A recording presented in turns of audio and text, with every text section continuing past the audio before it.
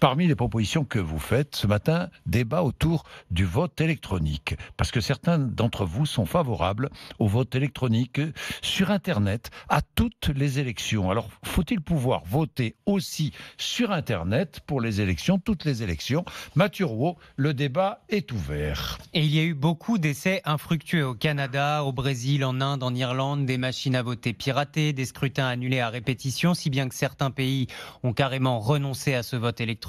Les Pays-Bas ne proposent plus ce système depuis 2008. En Allemagne, les machines n'ont pas servi depuis 2009. Au Royaume-Uni, tout était en place, mais rien n'a jamais été utilisé. En Belgique, on a trouvé ça trop cher.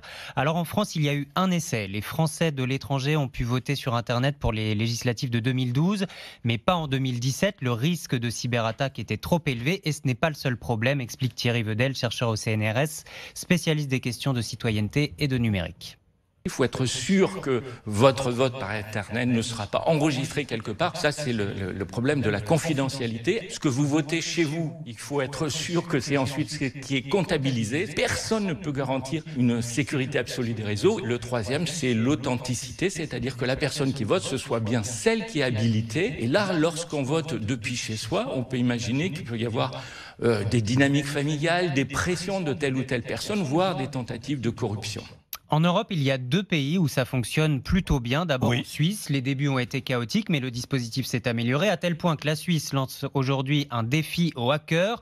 150 000 francs suisses à qui arrivera à pirater le nouveau système qui est en test en ce moment dans une dizaine de cantons. Et puis en Estonie, là c'est bien au point. On pourra même voter là-bas via son smartphone aux prochaines européennes. Chaque électeur dispose d'une carte d'identité à puce, d'un lecteur de carte connecté à un ordinateur. Le vote est sécurisé par deux codes secrets, le premier pour vous identifier, le deuxième pour signer. Exactement le modèle dont doit s'inspirer la France, au moins pour les élections locales, dit Paola Fortesa, députée En Marche des Français de l'Amérique latine et des Caraïbes. Il y a des cas où c'est absolument nécessaire, par exemple pour les Français de l'étranger, qui eux doivent se déplacer au bureau de vote qui est dans les ambassades ou dans les consulats et qui ne peuvent pas participer s'il n'y a pas ce vote en ligne. Il y a un deuxième cas, c'est les élections nationales, présidentielles, législatives. Je crois qu'il faut qu'on écoute en fait les utilisateurs. Est-ce que vraiment ça va faire redescendre l'abstention? Il faut ouvrir ce chantier, je suis d'accord.